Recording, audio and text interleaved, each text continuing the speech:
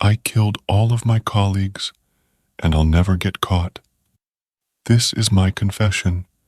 My name is Sam Wilkinson. These will be my last words on Earth. I recently got a strange email at work, and before I leave for good, I would like to tell you all about that email and what it led to. I don't care if you believe me or not. I just want to leave something behind. A confession, if you will. I'll try to keep it brief, but I guess I should start from the beginning, nonetheless. I've hated my life for as long as I can remember.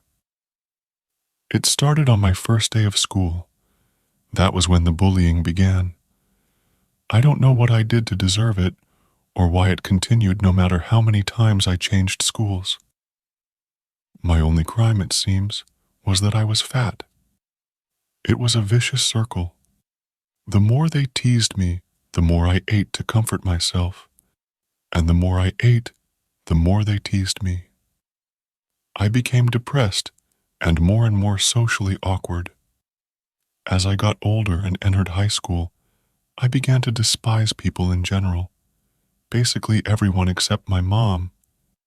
My misanthropic worldview didn't exactly help me, I suppose. Let's just say my personality became less than lovable. I never moved away from home, and I spent most of my days in my mom's basement, playing old video games.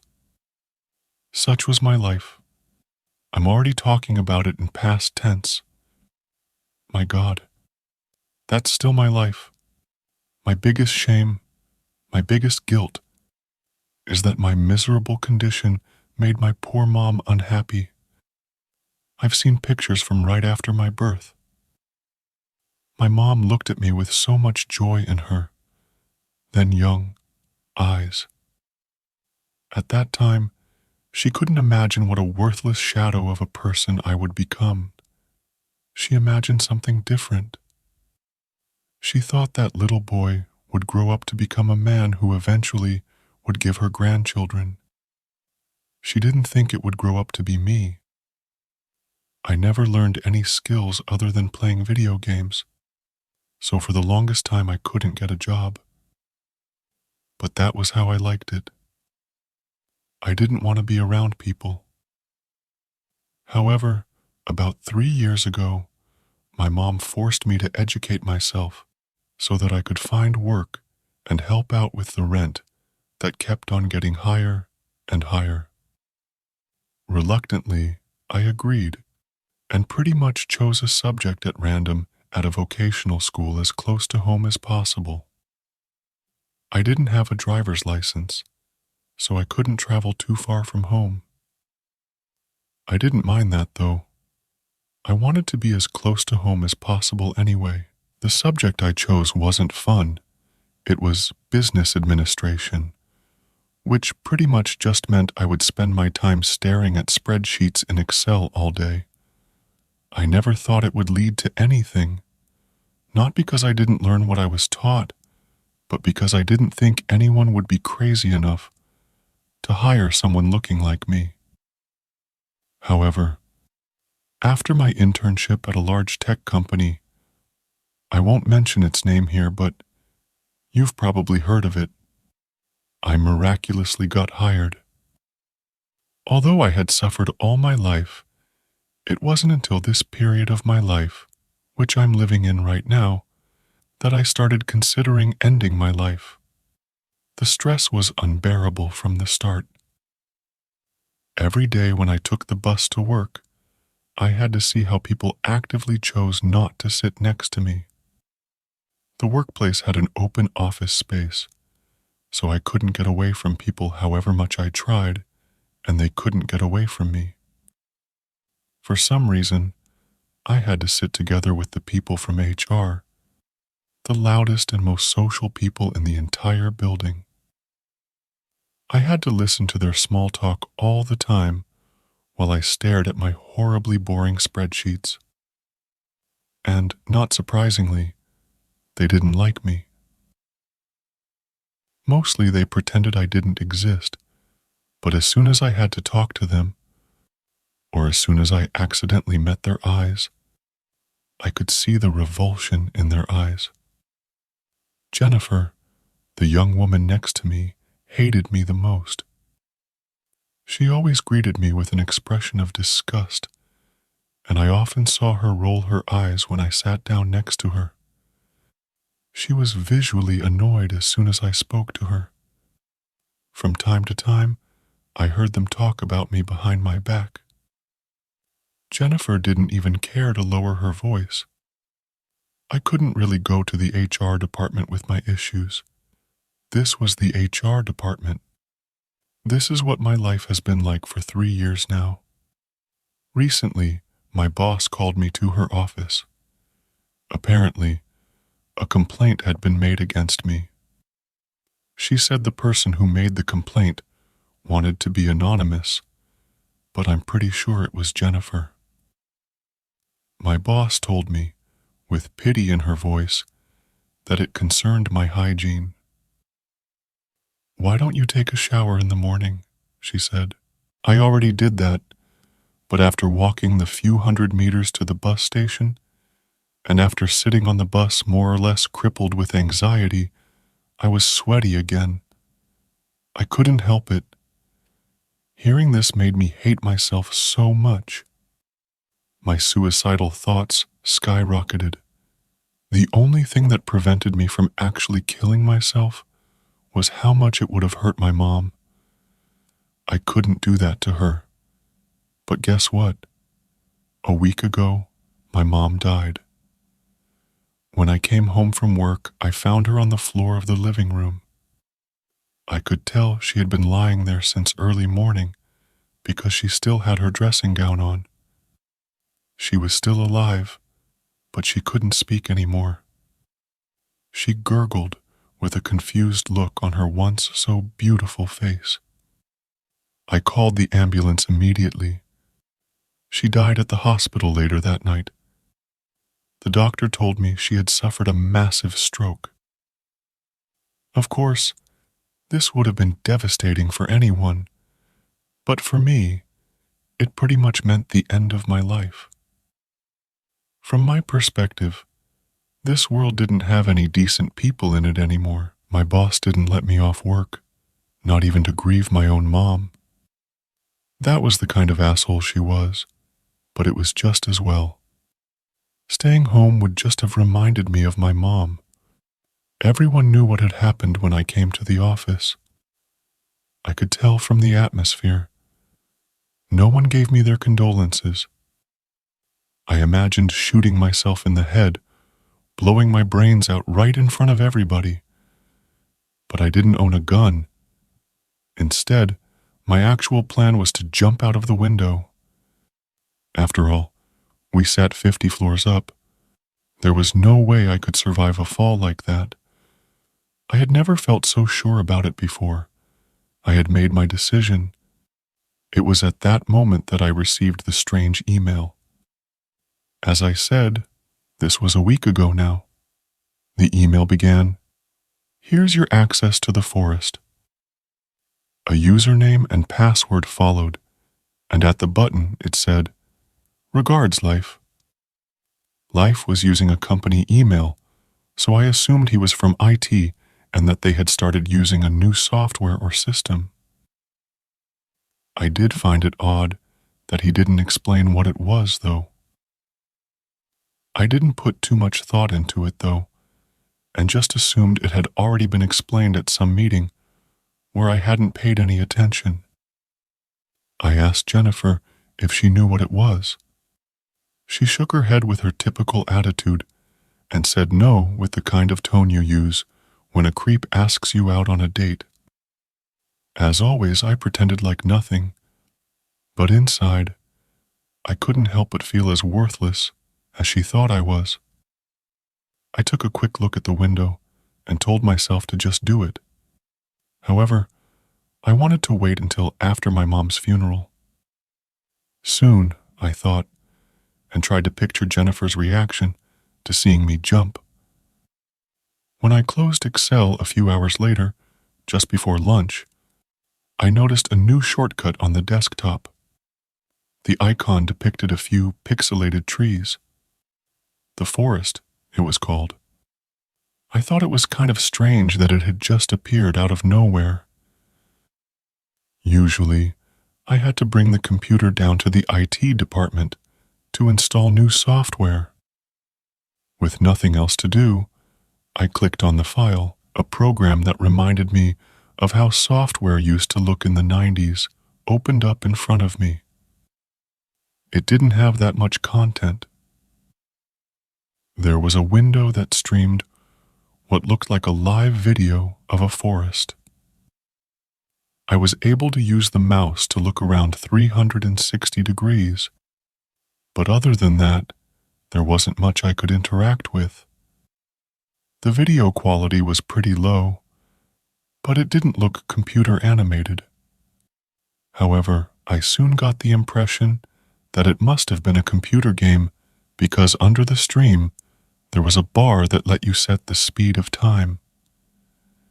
You could view the feed in real time, which was set as default, or increase the speed of time all the way up to 100 years per second. Beneath the speed settings, there were only two buttons: import and export. That was all. In the menu, there weren't that many options. Just about and quit. I clicked on About. It just said, Made by Leaf. I played around with the program and pressed import. Surprisingly, a catalog with all the employees of my company popped up. I figured it was connected to Outlook, where a similar catalog was accessible. There was a search bar to make it easier to find who you were looking for. I looked up and saw my boss walk by. I closed the program immediately. I went home that day without opening the program again, afraid that my boss would ask me back to her office again. At home, I didn't think that much of the forest. I had more pressing things on my mind, to say the least. I was going to inherit my mom's house, but not that much money. I knew I would never be able to pay the rent and the other expenses by myself, and I didn't have any motivation to do anything about it. Thinking about this, I lay down on the sofa in the living room, looking at the spot on the floor where I had found my mom reduced to a confused shell of her former self. From now on, I wasn't just falling apart mentally, but physically as well. Soon I would lose the house, and most likely end up on the street. I didn't plan on doing that, though. I fell asleep and saw the window at work in my dreams. It wasn't a nightmare. The nightmare would start as soon as I woke up. Next day I came to work 1 hour earlier than everybody else. Usually, I avoided coming in that early, but now I didn't really want to spend too much time at home. Seeing the shortcut to the forest on my desktop made me curious again. I opened it. Everything looked the same, except it was nighttime in the forest now. The moon, more orange than our own moon, shone a sandy yellow on the leaves of the trees. I increased the speed of time to a few minutes per second. Nothing changed, but I soon realized that the clouds passing in front of the moon moved faster than before. Neat, I thought, without any actual emotion attached to it. After that, I tried to press the export button. The same kind of window opened up as when I'd pressed import, but with no names in it. I went to the import window, looked at the list of names, and pondered what this was all about. Eventually, I decided to humor myself and searched for Jennifer. I selected her name and pressed import. A dialog box showed up. Are you sure you want to import Jennifer Norman into the forest? I pressed yes. Jennifer's name disappeared from the list. I chuckled to myself, although I couldn't muster any actual joy, thinking that this program must have been some pretty funny inside joke down at the IT department. I went to the export window again. As I expected, Jennifer's name could be seen there now. Suddenly, my boss entered the office together with one of our colleagues. I quickly shut down the forest, opened Excel, and pretended to work. More and more of my colleagues arrived, but not Jennifer. First, I thought she was late for work, which wasn't unusual for her, and when she hadn't shown up before lunch, I assumed she was sick. I had a burger for lunch down the street. They didn't serve the best food, far from it, but it was the only place where I knew no one from work would eat. In the year 25 played from the ceiling. I sat there, eating my burger and drinking my soda, while I listened to the song and thought about jumping out of the window. I thought I would do it at the end of the week, maybe on Friday, one day after the funeral. Back at work, my boss came to the HR department and asked if anyone had seen Jennifer. Apparently, she hadn't called in sick after all. It wasn't until now my brain went to that impossible place. Did this had something to do with what I had done in the program? Obviously not, but just in case, in some superstitious carefulness, I opened the forest and exported her. Are you sure you want to export Jennifer Norman from the forest? Yes. She disappeared from the list and appeared among the names in the import window again. 1 hour later, Jennifer stepped into the office. I figured she had just been late after all, just unusually so. As she got closer, something seemed off about her though. One of my colleagues, a friend of hers, stood up and ran toward her. "Jennifer," she exclaimed, "what happened to you?" I looked up to see the interaction. I don't know, Bella. I overslept. I just woke up, and I got here as quickly as I could, but I don't think I'm well. I think I have to talk to the boss about what happened to your face, Bella continued without listening. Is that real? And your clothes? Have you seen yourself in the mirror today? My God. I looked at Jennifer's face. It was crossed by a pretty nasty scar. Her clothes looked old and torn, almost as if she had had them on forever. What do you mean? Jennifer said, and brought her hand up to her face. What?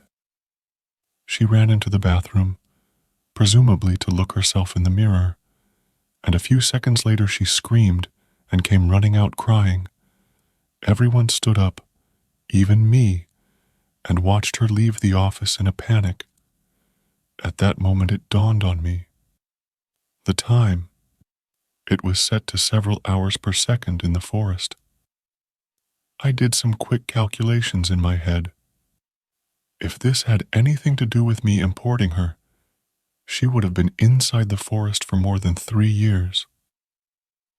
While I sat and ate my burger down the street, listening to in the year 25, she had spent years inside. But it couldn't be real. That would have been ridiculous. Jennifer didn't come back to the office the next day. Her husband, I soon understood from the inevitable gossip, had called in and said she wouldn't be able to come back to work for a while. I arrived at the office even earlier this day. I opened the forest. It was still set to a few hours per second. I pulled it back to real time. Some birds, larger than any birds I've ever seen, flew in formation in the sky. I sped up time again, this time to a few days per second. The birds quickly disappeared from the sky, and the moon replaced the sun and vice versa in close succession. The trees moved as if seen on a video being fast-forwarded. This couldn't be a real forest, I thought. It just couldn't. Again, I slowed down time to normal. Thomas, a guy from the economy department that had always made silly jokes at my expense, came to the office.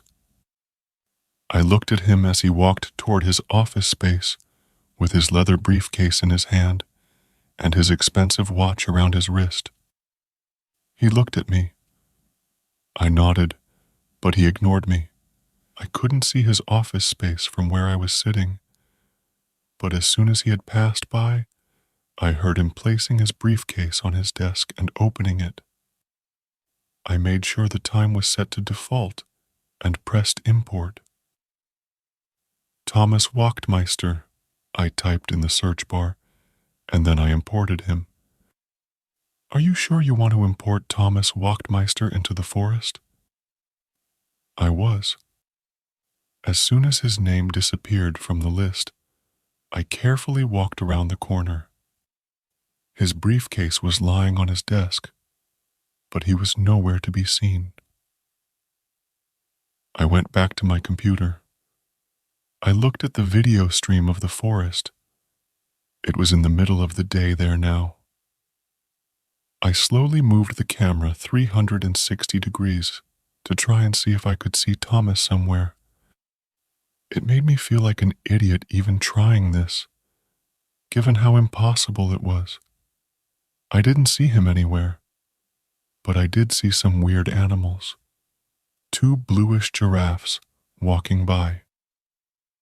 The low resolution made it near impossible to tell if they were real or animated, but given that they were blue giraffes, I just had to assume the latter. Thomas had probably just gone to the bathroom. Nonetheless, I made sure to export him. As soon as I did that, I heard something from his office space. I sneaked there to take a look. Thomas was standing up, seemingly confused. His usually water-combed hair was scruffy, as if he had just woken up. "Hey, Thomas," I said. He looked at me, surprised he wasn't alone. I think I fainted," he said, blushing a little. "What do you mean?" I said. "Are you okay?" "Well, I was just about to turn on my computer when suddenly I was lying on the floor." "Really?" I looked down, trying to come up with something to say. "Do you remember anything from the last couple of minutes?" He looked at his watch. No, I blacked out." I excused myself, telling him it probably wasn't anything to worry about, and went back to my computer. I felt a bit excited, although I still didn't dare to believe. My colleagues started dropping in, and I couldn't open the forest again for the rest of that day without anyone seeing it. During the day, there was some more talk about Jennifer. Most of what I heard seemed to be rumors. No one talked to me about it, of course, but it was difficult not to hear the whispers around me. One of Jennifer's closest friends at the office said she had called her, and that it had been difficult to understand her. She had been obsessed with a certain nightmare that had returned to her as soon as she fell asleep. Something about being hunted by monsters deep inside a forest. It all started to seem too strange to be a coincidence. Was I responsible for Jennifer's condition? It made me feel weird. On the one hand, I never imagined myself doing something to harm anyone. I've never been a violent guy. But on the other hand, thinking that one of my tormentors had been forced to spend 3 years alone inside of a monstrous forest gave me some kind of satisfaction. I didn't dare to import anyone else the next day. I continued to contemplate my suicide, but more often than not, Those thoughts were interrupted by my thoughts about the forest. I spent 2 days looking at it, playing with the speed of time. I increased it to the max and saw the seasons flicker in and out. The trees grew, died, and were replaced by new trees. At one point, there was a flash of light, and all the trees were suddenly gone. I slowed down the speed. There had been a huge fire, it seemed. I sped up time again, and after maybe a minute, the trees grew up again, and soon it was as if nothing had happened at all. The animals didn't return as quickly, though, but eventually they came back as well. Most of the creatures I saw reminded me more of monsters than of animals. I saw an enormous white centipede with hundreds of red eyes. I saw some kind of snail or blob devouring a creature that reminded me of a huge stick insect. At one point, one of the blue giraffes came close enough to the camera for me to see that it didn't have a head, just randomly placed mouths along its neck, all filled with vicious teeth. Sitting in the safety of my office, watching these horrific creatures hunting each other on my screen gave me an odd feeling of coziness, like being inside during a storm. And there were a lot of storms inside of the forest. Sometimes they raged for years, and I had to speed up time to see the end of them. When turning the camera upward during these storms, I could see a purple nuance within the heavy clouds.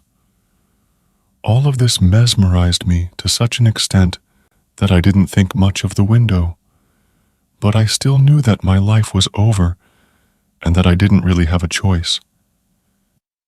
During Thursday, yesterday, I continued to observe the forest. Again, I pressed about. Made by life. Who was he? I spent the better part of the day trying to figure that out. I opened his email to me again, copied his email address, and tried to find him in the list of employees. However, he didn't show up. Even though he had one of the company's email addresses, he didn't seem to be registered as an employee. I checked documents going several years back, but without any luck. The name Leaf never came up. I thought he might have resigned, but he should still have been seen in some of the records I checked. Eventually, I gave up trying to find him and went home without getting any significant work done that day at all. Today, I was supposed to attend my mom's funeral. It would have been an important day for me, a day that could have given me some kind of closure. However, my boss wouldn't give me the day off. She said I hadn't sent in my application for taking the day off in time, and perhaps she was right, but, it was my mom's funeral, for crying out loud. Of course, I planned on just calling in sick and going anyway, but something in me just snapped when she did this. I couldn't take it anymore. It had to stop. My boss, my colleagues, and the company at large was a cancer, not just in my life, but on society as well. All the hate I had built up over the years suddenly surfaced in a way I didn't think possible. Before this day, I had no idea how it felt to be one of those guys who come into the office one day with a machine gun, but now I did. Of course, I didn't own a machine gun, but I had something else. The forest. I arrived early at the office. I knew that most of my colleagues were still asleep. Today, they would wake up to a new surrounding. For some reason, my boss was in her office, though. She couldn't see me from where she was, but I could hear her on the phone. It seemed to be an important call, and it was probably the reason she had come to work so early today. I opened the forest. A storm poured its purple rain over the trees. For a few seconds, I hesitated. My plan was simple. I would import the people I hated, which was pretty much everyone, into the nightmare on my screen, and then I would open the window and end my own life, knowing that all of the despicable people in my life would be consumed by monsters one by one. In a way, it was symbolic to do it on the day of my mom's funeral. My hesitation didn't last long. I pressed import and typed in the name of my boss in the search bar. The program asked if I was sure. I listened to her voice while she was talking to the phone and clicked, "Yes, yes, I know about the recession, but we still have to." She suddenly went silent. It gave me goosebumps. I walked to her office. The phone was lying on her desk. I could hear a man on the other end of it. "Hello? Where did you go?" I hung up the phone and returned to my own desk. I looked around in the forest, but I didn't see my boss anywhere. After this, I started to import the rest of my colleagues, Jennifer included. It gave me the kind of enjoyment I suppose anyone would feel finally getting back at their enemies. Since I was going to kill myself, I didn't really consider the consequences of my actions. I just let my destructive impulses guide me completely. After I had imported the entire HR department, I couldn't stop myself. Instead, I continued to import people at the company. "Damn you, damn you, damn you," I said to myself, while I imported people I didn't even know. It was enough for me that they worked at the company. My hate had consumed me at this point. After a while, people started showing up on the screen. Jennifer was walking around in front of the camera. She stepped up to it and screamed something, but since there wasn't any sound, I couldn't tell what she was saying. And then something came down from the sky and grabbed her. She fell down a few meters away, seemingly still alive. After that, I saw 3 men, still in their pajamas, running past the camera, hunted by what looked like a spider, but that was really just 8 legs coming out of the back of a corpse, belonging to one of the blue giraffes. I don't know why. Perhaps the severity of the situation became more obvious now, when I could actually see the people in the forest. But I started to cry. It was a cry mixed with so many different emotions, but mostly with sorrow and hate. But I kept importing people. After a while, I realized that I could select more than one person at a time. I selected a random amount out of the thousands of employees on the list. "Are you sure you want to import 167 subjects into the forest?" "Yes." I felt empty inside after I clicked yes, like nothing mattered to me anymore. My last sliver of humanity had finally been lost.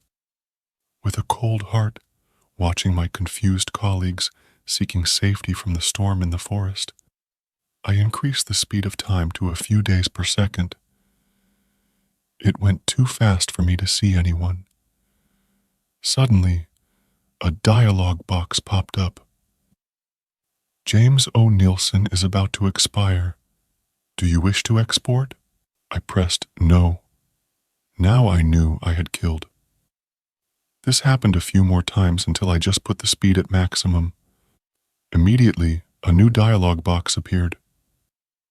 210 subjects are about to expire. Do you wish to export?" Again, I pressed no. I went to the export list and saw that it was empty. I considered importing even more people, but decided my deed was done now. There was only one thing left to do for me. I looked at the window. My decision to jump didn't have that much to do with what I'd done. It wasn't a coward's escape from the police or anything. I knew that no one would be able to figure out where all those people went anyway. I would never get caught. My suicide was supposed to be the end of my suffering, and that was why I still planned on going through with it. And now was the time. Before I walked up to the window that I had fantasized about jumping out of for so long, I dragged the speed back to normal in the program. It was a sunny day in the forest. To my surprise, I could see a stream of smoke coming from the ground a few 100 meters away. I couldn't tell what its source was, but after a few minutes, I realized that it was people sitting around a fire. Later, one of them walked up to the camera. It was a man. He was wearing an animal skin and carrying a spear. A woman walked up next to him. They looked prehistoric. They kneeled in front of the camera and placed what looked like a piece of meat on the ground in front of it. Was it an offering? My first thought was that these people had always lived in the forest. But then it dawned on me that they must have been the descendants of the people I imported. Somehow they must have survived long enough to have children. I decided to prolong my suicide a bit so that I could watch these people. They didn't do much more, though. After they had placed the meat, they walked back to their camp, and then they disappeared. So I sped up time again, a few years per second. After about 50 years, I slowed down again. This time, there was some kind of altar around the camera, made by rocks and flowers, and I could see more campfires burning in the distance. I was fascinated by the fact that these people lived so primitive lives, given that their forefathers were modern people. I then realized that everyone I had imported into the forest had been office workers. Their knowledge of Excel wouldn't have been very useful in the wild. With a burning curiosity, I sped up time once again. This time I allowed for a few 100 years to pass. When I put the speed back to default, the first thing I noticed was that the altar had been changed. This time, it looked more like a structure. Stones placed upon each other, but still in a primitive way. The people looked about the same, still wearing animal skins as clothes and wielding spears. This time, however, I noticed a woman carrying what looked like a bow and arrows. They were still in the Stone Age, though, so I sped up time yet again, and this time I let approximately 3,000 years pass before I returned the settings to normal again. This only took half a minute on my end, with the speed setting put at maximum. To my surprise, the inhabitants still hadn't surpassed the Stone Age. The altar was a bit more advanced, though. It now resembled Stonehenge. A bit disappointed at their slow development, an idea formed in my head. Now driven by curiosity more than hate, I pressed import again. I knew I was about to change someone's life with my actions, and do so without their consent, but it somehow didn't feel like a big deal anymore. I suppose I had gotten used to it by now. I looked up the smartest people I knew among the employees. There was only 3 of them. Depressing, I know. A medical doctor who had changed her career midlife. An engineer who had worked on some of the company's more experimental projects, such as the development of more sustainable energy sources, and a cleaner who had worked as a dentist in her home country. I imported them and sped up time for a few minutes, letting half a century pass in the forest while I barely had time to scratch my head. This time, Things had changed dramatically. The people didn't seem to live like nomads anymore, but in villages. At least, there was a village built around the camera, so I assumed there must have been more of them. Finally, it looked like the inhabitants had become farmers. They were using carts with wheels, and I even saw them riding the blue giraffes like horses. The small guilt I had felt when importing the 3 more knowledgeable individuals quickly disappeared when I saw what they had contributed to during their stay inside the forest. I spent about an hour watching the people in the village until I sped up time again. I took my time since I knew my colleagues wouldn't come in for work today. When I set the speed back to normal, the people were living in what could only be regarded as a town. It still looked like the village, but it was bigger and had objects made of metal in it, such as weapons and tools. Perhaps this was the Bronze Age? About 20 people, dressed in white robes, were praying around the camera. They reminded me of a mixture of Hindus and Muslims. Their religious devotion to the camera made me feel important in a way I've never felt before. After all, these people wouldn't have been born without me. In a way, I truly was their God, and a part of me felt like it. I sped up time, and once again, I noticed that nothing much happened. Development was slow. At one time, the camera was trapped within a set of walls. I couldn't see anything, but since I was watching the forest at a speed of 1 year per second, the walls quickly disappeared. Why had they been there? Had there been some kind of change in their religion? Houses went up and down, storms came and went. After a while, I witnessed the first war. I slowed down time, but the war went by so fast that it ended before I could see any of it in real time. The town was burning, and people, women and children, lay dead on the ground, while people with paint on their faces walked around with spears longer than the ones I had seen before. Blue giraffes with empty saddles were feasting on the corpses with their long, terrifying necks. I decided to increase the speed of time to 100 years per second again. It wasn't possible to see any individual actions, but the town grew.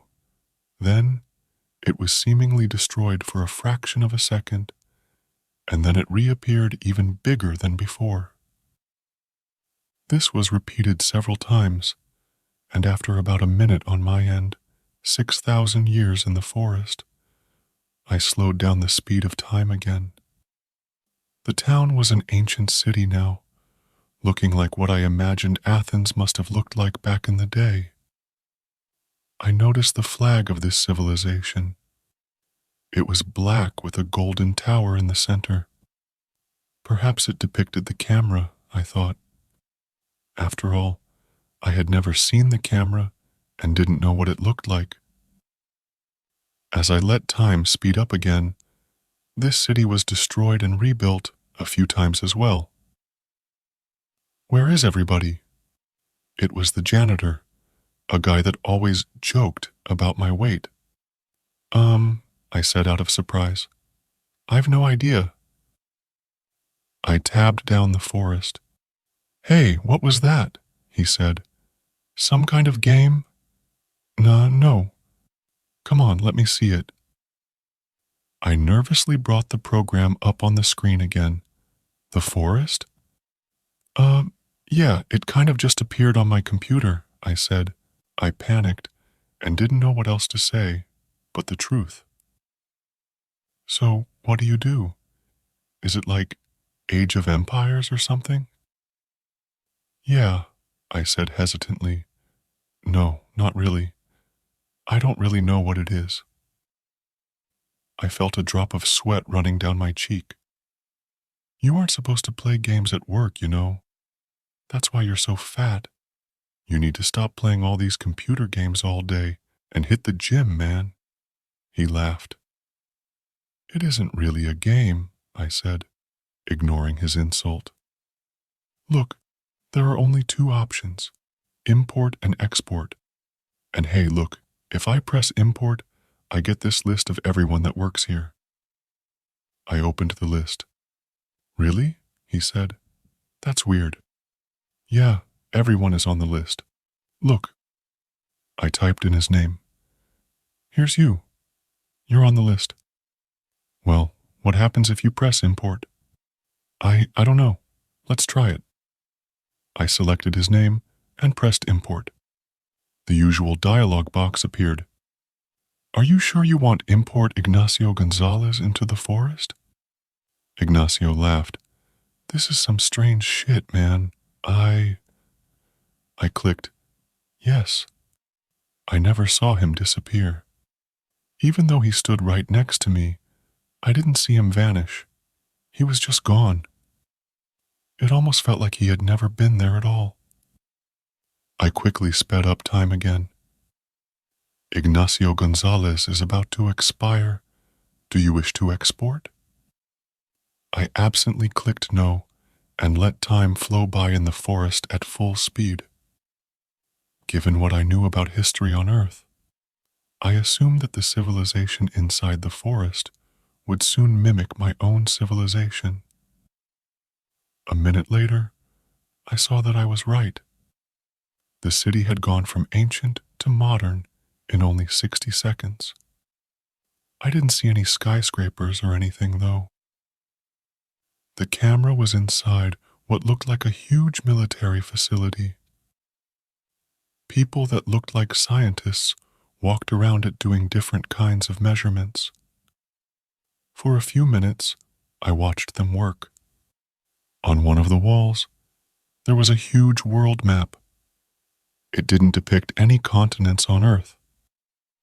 I could see borders and dots marking different cities. On some primitive level, I felt kind of offended that the people had stopped worshiping the camera. The scientists worked meticulously, but even though it fascinated me a great deal, they weren't that fun to watch. So I sped up time again, this time to a year per second. Everything started moving quickly in front of the camera. Suddenly, in a flash of light, the military facility was gone and revealed a city that was completely destroyed. I slowed down the time. I had no idea what had happened, but it looked like the city had been bombed. I could see skeletons of skyscrapers in the distance, and there was smoking rubble everywhere. Then, I saw a bright light in the distance, followed by a mushroom cloud climbing towards the sky. A sadness came over me. Over the time span of a few hours, I had accidentally created a civilization, seen it grow and then destroy itself. I couldn't see any signs of life.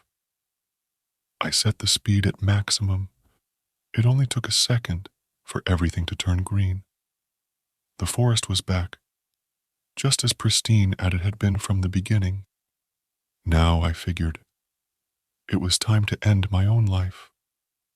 Not as a failed man, but as a failed god. I left the forest running on my computer and walked towards the window. My steps felt heavy.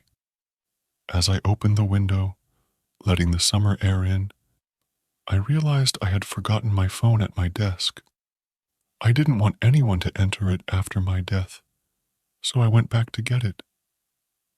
Something had changed on the screen. Somehow, mankind had survived in the forest. It had taken them thousands of years to rebuild it, just as if they had had to start from scratch again. But the city was back. When I slowed down time, letting a few more 100 years pass in the forest, I noticed that the city was larger than before.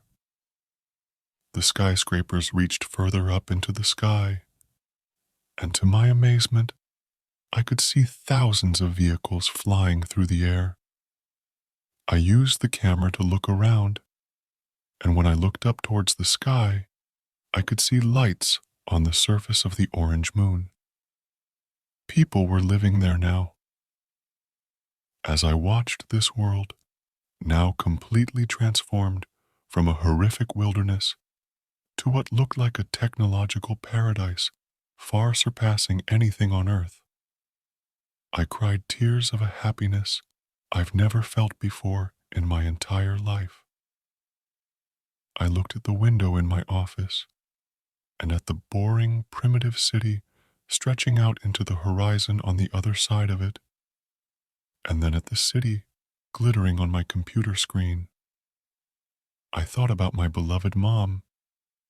She would have wanted me to live. This was before I started writing this, my last words on Earth. I just clicked on import. Are you sure you want to import Sam Wilkinson into the forest?